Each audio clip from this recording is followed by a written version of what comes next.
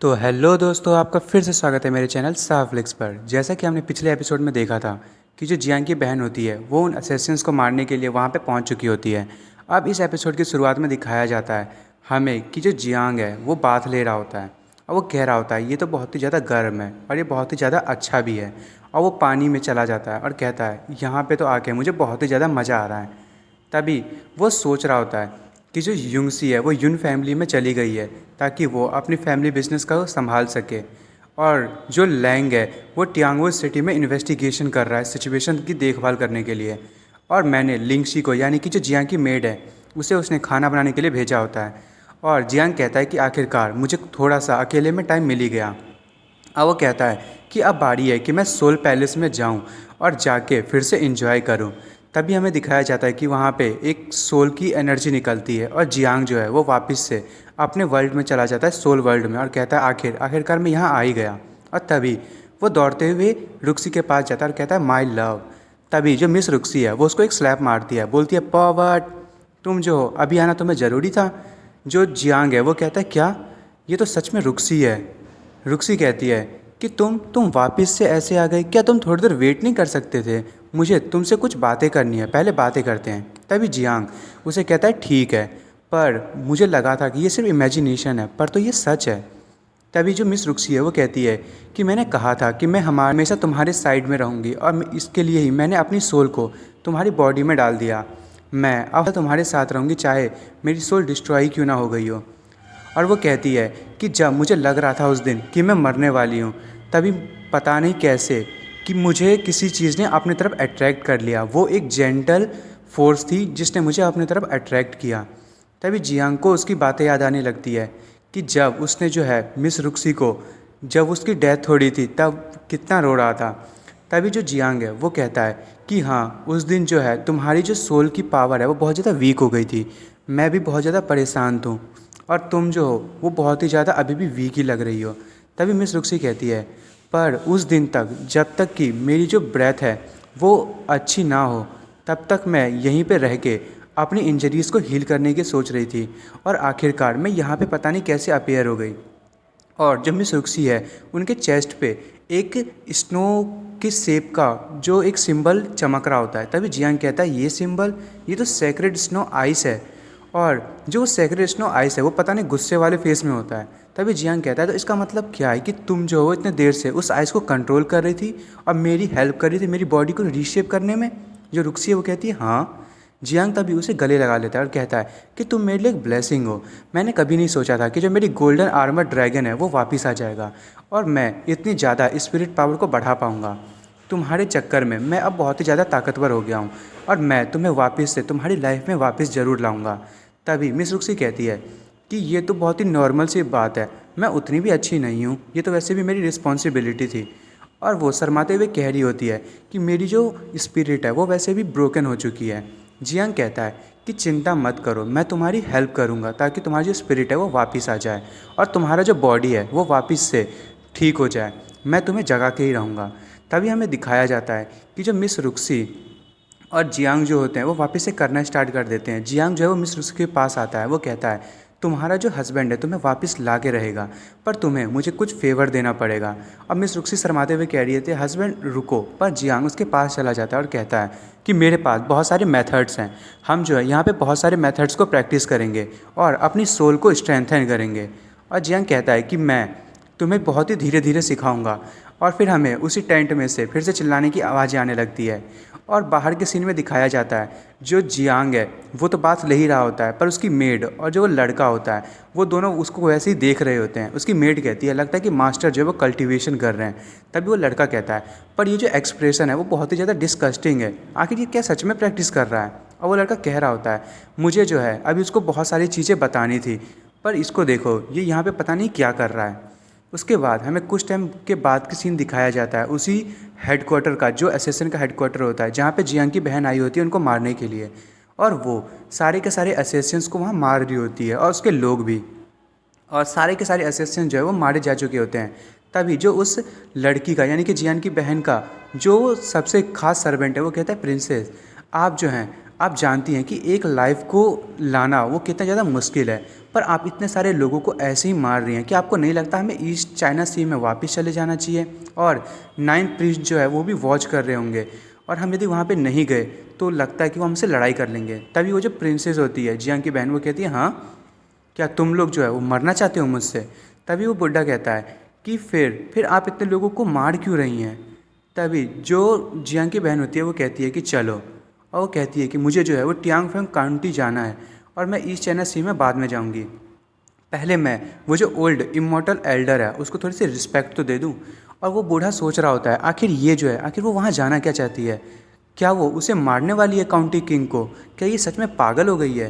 तभी वो बुढ़ा कह रहा होता है कि वो जो जियांग है, पता नहीं उसने हमारी जो प्रिंसेस है उस पर कैसा काला जादू सा कर दिया है, जो वो हमेशा जियांग के बारे में ही सोचती रहती हैं। फिर हमें एक जगह का सीन दिखाया जाता है जहाँ पे यून आई होती है, और यून जो है वो किसी को ढूंढ रही होती है। तभी उसके जो फेस है उस पर एक टावल आता है, और जो यून है वो कहती है क्या तुम तैयार हो? और यून देखती है कि जो जियांग है वो ज़मीन पे बिना कपड़ों के लेटा होता है, और वो जो लड़का है वो पता नहीं उसके साथ कुछ करने की कोशिश कर रहा होता है। और जो यून है वो मिसअंडरस्टैंडिंग फिर से कर लेती है, और उसको एक थप्पड़ मारती है उस लड़के को, और कहती है आखिर तुम यहाँ पे क्या कर रहे हो, पर्वर्ट? और वो जो लड़का है वो दूर जाके गिरता है। तभी जो यून है वो उसे कहती है आखिर तुम उसके साथ ऐसी चीज़ें क्यों कर रहे थे? तुम उसकी मदद कर रहे हो, कुछ और कर रहे हो? और जो जियांग का है वो सब कुछ खड़ा होता है, और यून जो है उसे देख के पता नहीं शर्माई जा रही होती है, और कहती है ओ माय गॉड, ये तुम क्या कर रहे थे? क्या तुमने उसका ओपिनियन पूछने की कोशिश भी की? तभी वो लड़का यून पे चिल्लाते हुए कहता है वो पूरे दिन से और रात से उस पानी में पड़ा हुआ था, मैं तो उसे जगाने की कोशिश कर रहा था, और तुमने तुमने मुझे बहुत ज़ोर से थप्पड़ मार दिया। यून कहती है क्या ऐसी बात थी? लगता है मैंने जो है कुछ ज़्यादा ही सोच लिया, मुझे लग रहा था कि तुमने उसका जो एडवांटेज लेने की कोशिश कर रहे हो। और वो शर्माते हुए कहती है व्हाट द हेल, पता नहीं मैं क्या सोच रही थी। तभी वहाँ पे जो जियांग की मेड है वो वहाँ पे आ जाती है, वो बकेट में वाटर लेके आ रही होती है। वो कहती है क्या तुमने नहीं कहा था हम दोनों मिलके मास्टर को हटाएंगे? तभी वो दोनों जो है वो ऐसे एक्टिंग करने लगते हैं कि जियांग मर चुका है, और यून सोच रही होती है आखिर ये दोनों कर क्या रहे हैं। तभी जो मेड होती है वो जियांग के फेस पे जो है वो टावल डाल देती है, और कहती है तुमने जो है वो मास्टर को ऐसे ही बाहर फेंक दिया, आखिर तुम क्या देख रहे थे? वो लड़का कहता है तुम्हें नहीं लगता कि तुम्हें जो उसका कपड़ा है वो कहीं और पे डालना चाहिए? तुम उसके फेस को क्यों कवर कर रही हो? मुझे लगता है कि तुम्हें उसे कवर करने की ज़रूरत है। और ये भी बिल्कुल वही सोच रही होती है, मतलब यून। और उसकी जो मेड होती है वो कहती है कि पता नहीं ये टावल इतना गर्म है, आखिर ये हुआ कैसे? तभी हमें दिखाया जाता है जियांग जो है उसमें से एनर्जी निकलने लगती है, और वो एनर्जी बहुत ही ज़्यादा होती है। तभी जो जियांग है वो जाग जाता है, और हमें पता चलता है कि उसने जो लेटे लेटे ही ब्रेक थ्रू कर लिया होता है। पर हमें तो पता है वो बंदा अपनी सोल स्पेस में जो है वो मिस रुक्सी के साथ डबल कल्टीवेशन कर रहा था, और वो कहता है कि रुक्सी की जो सोल है वो थोड़ी थोड़ी सॉलिफाइड हुई है, फ्यूचर में हम और ज़्यादा कल्टीवेशन करेंगे उस, और मुझे जो है रुक्सी की सोल को और अच्छा करने के लिए ब्लड ब्लेड अलायंस में जाना पड़ेगा, ताकि मैं सीक्रेट ट्रेजर को जाके ढूंढ सकूं जो सोल को वापस से स्टेबलाइज कर सके, और मैं मिस रुक्सी को जगा सकूं। तभी वो कहता है तुम लोग मुझे ऐसे क्यों देख रहे हो? तभी उसकी जो मेड है वो कहती है मास्टर आप तो सच में एम्परर बनने के काबिल हैं, आप जो है वो गॉड गिफ्टेड हैं। तभी वो लड़का सोच रहा होता है कि ये इतनी जल्दी सेकंड रैंक पे पहुंच गया, मैंने बिल्कुल भी गलत डिसीजन नहीं लिया, मुझे इसी को फॉलो करना चाहिए, मैं बहुत ज़्यादा स्ट्रांग बन जाऊंगा।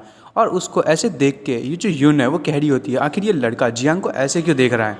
तभी जियांग जो है ये कुछ समझ नहीं पा रहा होता। उसके बाद हमें एक जगह का सीन दिखाया जाता है जो चारों तरफ से जो माउंटेन्स होती है उससे घिरी होती है। जियांग कहता है कि तुम लोग जो हो मेरी 8 पैक एब्स को देखना चाहते हो, मैं तुम्हें ये अलाउ तो कर दूंगा मेरी ब्यूटीफुल बॉडी को देखना, पर ये ऐसी चीज़ें नहीं करना चाहिए, तुम जो हो इतनी क्राउड को मत फैलाओ, ये बहुत ही गलत बात है। और सारे लोग सोच रहे होते हैं ये बहुत ज़्यादा बड़ी बड़ी नहीं फेंक रहा। तभी यून फैमिली की लड़की उसे एक नेम प्लेट देती है यून फैमिली का, जिससे कि ना जो जियान है वो कहीं भी जा सकता है, उसे कहीं भी कोई भी नहीं रोक पाएगा। यदि उसने इस बैच को दिखाया तो वो कहीं भी एंट्री कर सकता है। जियांग कहता है ओके, तो अब तुम क्या करने वाली हो?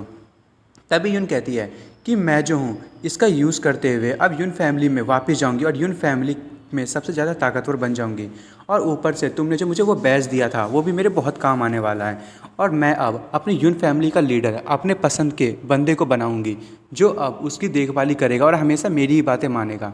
तभी जियांग उस लड़की के मतलब यून के सर में उंगली डालता है और कहता है कि ज़रा थोड़ी देर वेट करो, मैं जो हूँ तुम्हें गिफ्ट के तौर पे एक बढ़िया सी स्किल देख रहा हूँ, तुम जो है उसको कल्टीवेट करना और तुम्हारी जो टेक्निक है वो बहुत ज़्यादा अच्छी हो जाएगी। और वो कह रहा होता है कि जो तुम्हारी करंट सिचुएशन है उससे जो है तुम्हारी सोल पावर ढंग से नहीं बढ़ पा रही है। फिर हमें दिखाया जाता है कि जो उस लड़की के माइंड में एक जो टेक्निक है वो चली जाती है जिसका नाम टाओइस्ट टाई सेंग माइथोलॉजी होती है। वो लड़की कहती है ये तो एक लेजेंडरी सोल कल्टीवेशन टेक्निक है, आखिर तुम्हारे पास ये कैसे आई और तुम आखिर हो कौन। जियांग कहता है मैं एक बहुत ही कमाल का सन इन लॉ हूँ। और वो शर्माते हुए मन में कहने लगती है कि आखिर यदि तुम सन इन लॉ है तो क्या तुम यून फैमिली के भी सन इन लॉ बनना चाहोगे। तभी वो अचानक से कहती है कि आखिर मैं ये क्या सोच रही हूँ। और जियांग कहता है कि अब तुम्हारे पास जो है बहुत कुछ हो चुका है, अब तुम अपनी सिटी को वापस से अच्छा कर सकती हो। और जो हमारा सीन जो यू है, मतलब दोस्तों वही जो जियांग का नकली सर लेके गया था, वो अब मेरे हेड कोच ने ऑफ़र कर दिया होगा। अब देखते हैं कि उस बच्चे के साथ क्या होने वाला है। और वो जो उसके साथ जो लड़का होता है उससे कहता है कि चलो तुम्हें जो है मैं आज पूरी दुनिया घुमाऊंगा। वो लड़का कहता है हाँ मुझे कोई मतलब भी नहीं है तुम घुमाओ या ना घुमाओ। जियांग कहता है कि मैंने वैसे भी तुम्हारे जो ओल्ड मैन है उसको प्रॉमिस किया था। तभी जियांग की मेड कहती है मास्टर सब कुछ रेडी हो चुका है। और जियांग कहता है कि मेरे जो पीपल हैं वो बहुत ही ज़्यादा अच्छे हैं, मुझे उन पे जो है वो ट्रस्ट है, प्लीज़ उनको ना बचा के रखना यहाँ पे। और मैं ये एक्सपेक्ट करता हूँ कि तुम बहुत ज़्यादा जल्दी स्ट्रॉन्ग बनोगे। तभी वो लोग वहाँ से जा रहे होते हैं और जो यून है वो उनको बाय कर रही होती है। तभी यून कहती है कि उप्स मैं तो उसे बताना भूल ही गई कि तुम्हें जो है वो उस लड़के से बच के रहना है, नहीं तो वो जो है वो तुम्हें पक्का तुम्हारे साथ कुछ ना कुछ गलत कर देगा। और दोस्तों मैं जो हूँ इस एपिसोड को यहीं ख़त्म कर रहा हूँ। अब अगले एपिसोड में देखेंगे कि जियांग अब कौन सी सिटी में जाने वाला है। तो दोस्तों आपको मेरी वीडियो पसंद आई हो तो मेरी वीडियो को लाइक एंड सब्सक्राइब करना ना भूलें। Thank you for watching.